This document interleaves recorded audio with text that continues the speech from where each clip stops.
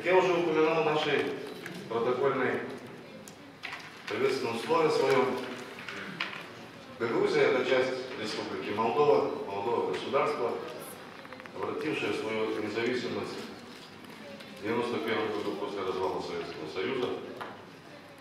Грузия сегодня это территория, где проживают 150 православных тюрок, которые с гордостью считают себя частичкой тюркского мира. Это народ, который сегодня географически проживает на самой западной точке тюркского мира. В окружении соседей и ближайшими нашими тюркскими соседями являются наши братья тюрки Балкан и наши братья крымские татары. Мы 24 числа и сегодня в эти минуты в нашей столице в Камрате проходит практическая международная научная конференция, посвященная образованию грузинской автономии, в которой принимают участие все 4 президента Республики Молдова, гости из Турции, гости из России, и анализируется путь развития 20-летней нашей автономии. Давайте мы вспомним, я напомню вам, что путь к обретению автономии, государственности грузинским маленьким народом стоял через серьезные испытания.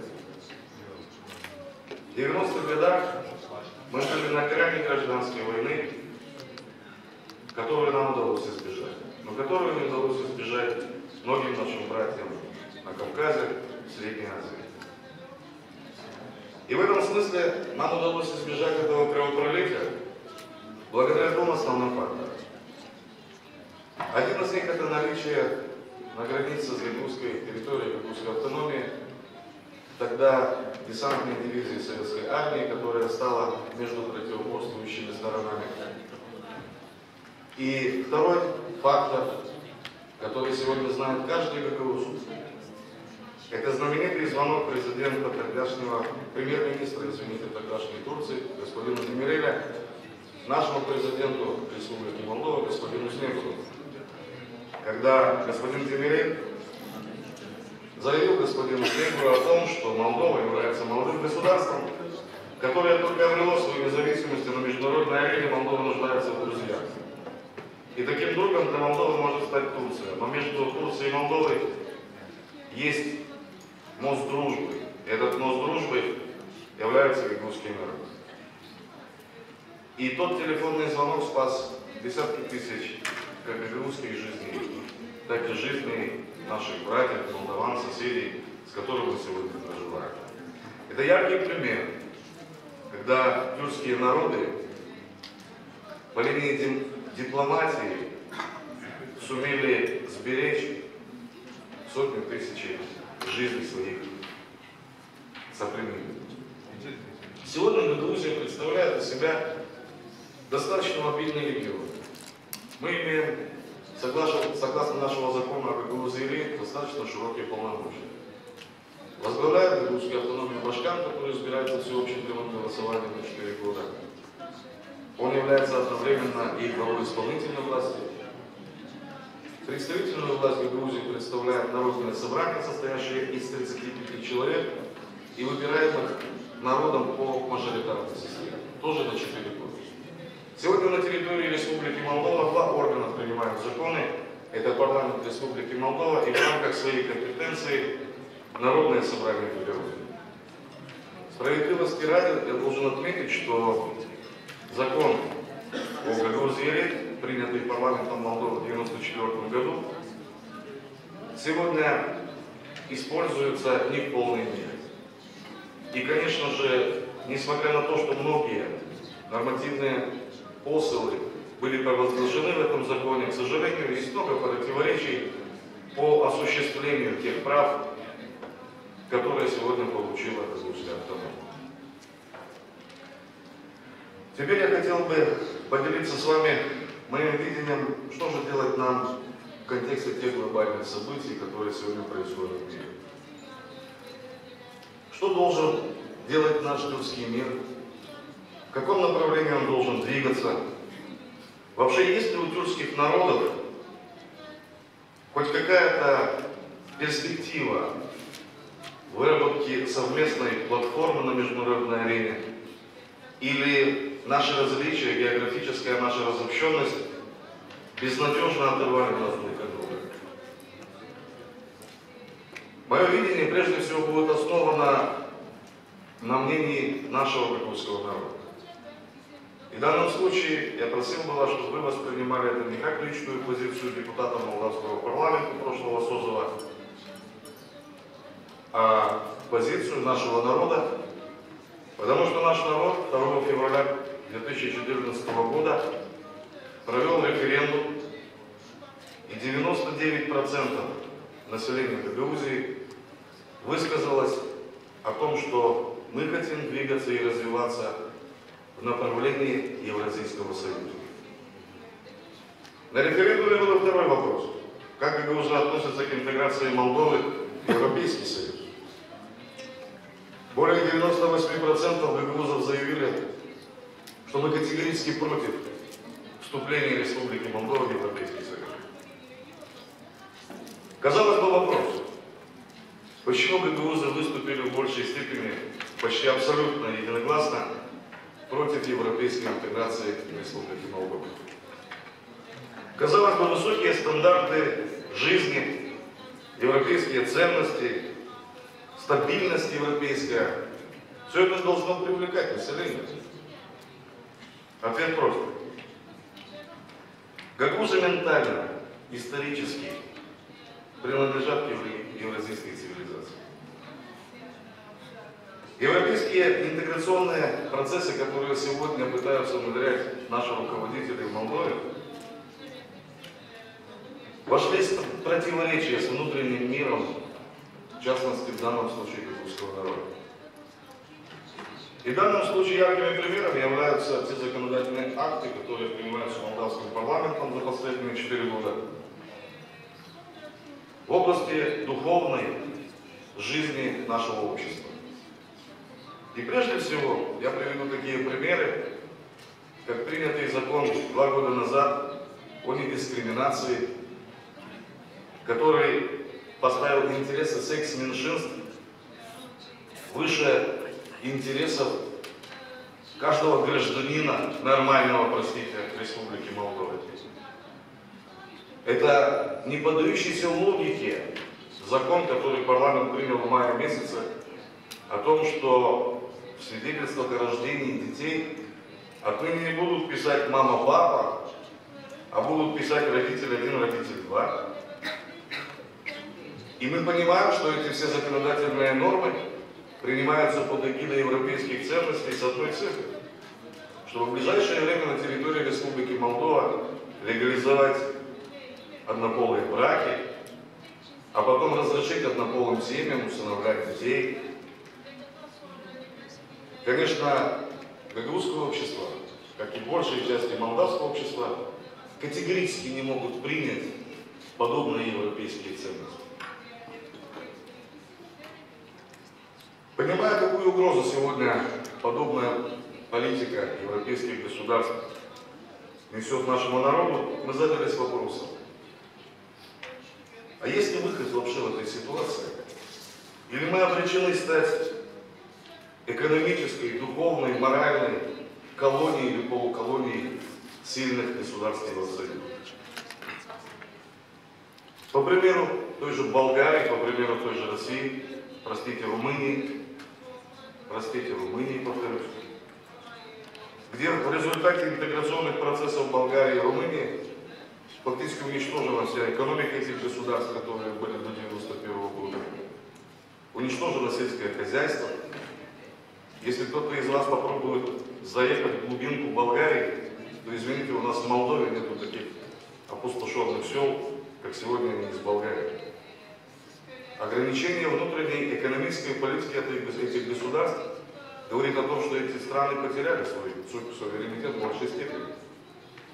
Сегодня ни один бизнесмен Болгарии и Румынии не может без разрешения Брюсселя позволить себе, к примеру, посадить виноградники технических сортов и развивать свое земледелие, потому что это не входит в планы Евросоюза. Сегодня болгарское правительство не может самостоятельно принять решение о строительстве какой-то электростанции, атомной станции, пока Евросоюз не даст разрешения. Нас такая перспектива не только не устраивает, но и вызывает огромное опасение. Мы понимаем, что сегодня Евросоюзу нужны наши желудки. Им не нужно, я упрощаю, им не нужно наше производство, им нужны люди, которые будут перерабатывать тот продукт, который они сегодня вырабатывают, причем покупали бы этот продукт у европейцев на те деньги, которые они же нам и одолжили. То есть речь идет о политике тотального подчинения даже европейских государств, в том числе и таких, как Молдова. Гагаузы видят свое спасение в процессах, способных объединить народы евразийского пространства, как в культурном, экономическом, так и в перспективе политическом смысле. Я не хочу подать детали устройства подобного союза на евразийском пространстве, оставляя это право за политикой. На мой взгляд, важно определить генеральную линию и стратегию развития нашего тюркского мира в ближайшем и средней перспективе будущего. Чтобы верно определить стратегическую линию нашего дальнейшего развития, на наш взгляд, следует прежде всего объективно, без эмоций, определить те, какие угрозы сегодня стоят перед нами и какие вызовы сегодня в целом испытывает тюркский мир на данном этапе. Думаю, что всем понятно, что узел противоречий во многих регионах Средней Азии, Ближнем Востоке, Северной Африке, теперь уже на Украине, это узел противоречий между великими державами, между образованием двух полюсов, прежде всего Соединенными Штатами Америки со своими союзниками в Европе, и с другой стороны Российской Федерации со своими союзниками в евразийском пространстве.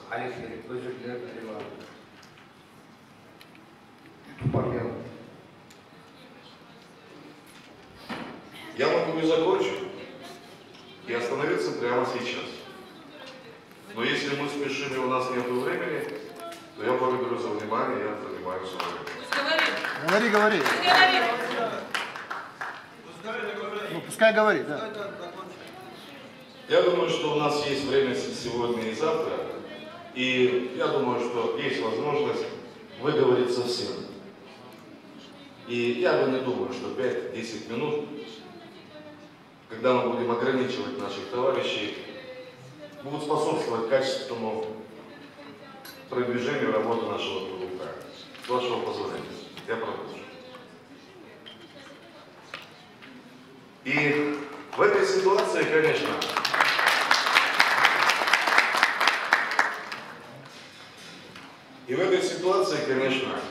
перед каждым из нас, перед каждым тюрком, гражданином и сыном своего народа стоит вопрос: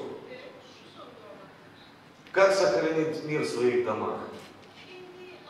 Как сохранить спокойствие и развитие своих народов? Как оставить стабильность своим детям и оставить те природные ресурсы, которые Бог нам дал на той земле, на которой мы проживаем? Вот простые вопросы, которые беспокоят каждого из нас. Жители Западной Европы, отвечая на этот вопрос, выработали свою форму обеспечения своей безопасности и стабильности. И эта форма обрела политическую, экономическую интеграцию в форме Европейского Союза. И Европейский Союз сегодня гарантирует своим гражданам спокойное существование сегодня и в ближайшей перспективе. Я думаю, что вы со мной согласитесь, что наивно предполагать, что руководство Европейского Союза каким-то образом обеспокоено судьбами наших народов, наших государств, наших детей. Они защищают свои интересы, и я без преувеличения хочу сказать, что в нас очень часто они видят как придаток своего благополучия. И в этой связи я еще раз могу задать каждому из нас вопрос. Как же быть нам? Как же быть тюркскому миру? Как обрести свою безопасность? Как сохранить свой народ? Я еще раз попытаюсь на него ответить, и мы, гагаузы, на него для себя ответили.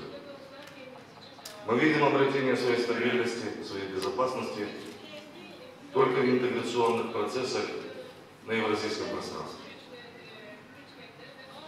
Это может быть в форме, предложенной Российской Федерацией, Казахстаном и Беларусью. Это может быть в какой-то другой форме. Это абсолютно сегодня не важно и не принципиально.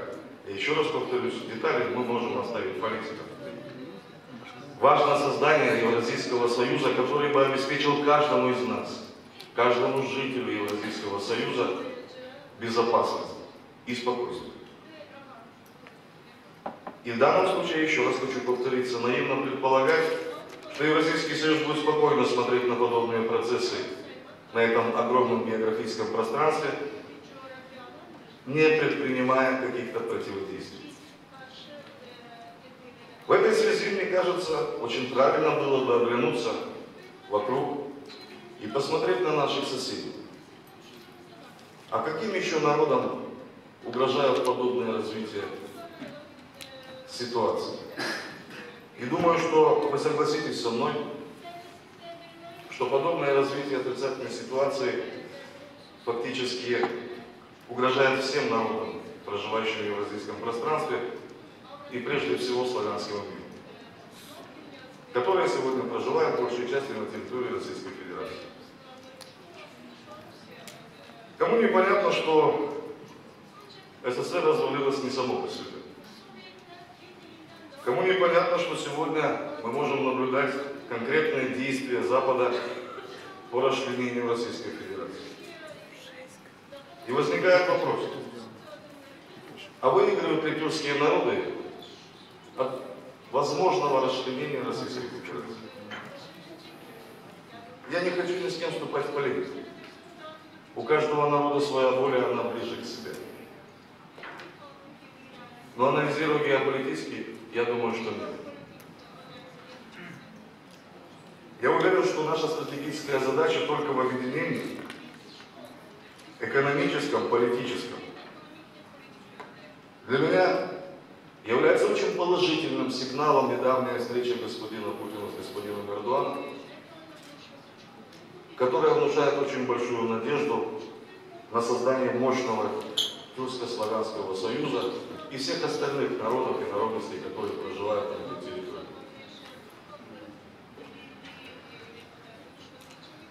Мы не можем отрицать, что сегодня на евразийском поле государствах есть очень много сильных лидеров. И мы можем эти фамилии перечислить. Это и Путин, и Эрдоган, и Назарбаев, и Алиев, и Лукашенко. И мы можем по-разному относиться к этим людям. Мы можем за какие-то действия или бездействия их критиковать, но мы не можем не согласиться с тем, что эти люди являются признанными, заслуженными лидерами своих народов. И мне представляется, что все эти лидеры находятся в одном черном списке на Западе, потому что когда народ лишает сильного лидера, этот народ обречен. Этот народ не сможет больше выжить. Я умышленно ухожу от каких-то, на мой взгляд, демократических рассуждений о демократии. Я это оставляю для людей, которые, может быть, более сложно анализируют ситуацию именно более дальнего стратегического развития. Но я в конце своего выступления скажу одно. Гагаузы для себя решили, как выжить. Мы будем делать все для того, чтобы был создан Евразийский союз, союз народов, проживающих на этом огромном географическом пространстве,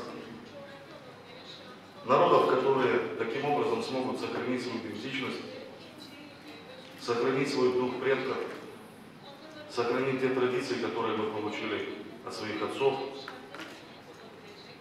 и свою, прежде всего, независимость. Благодарю за внимание.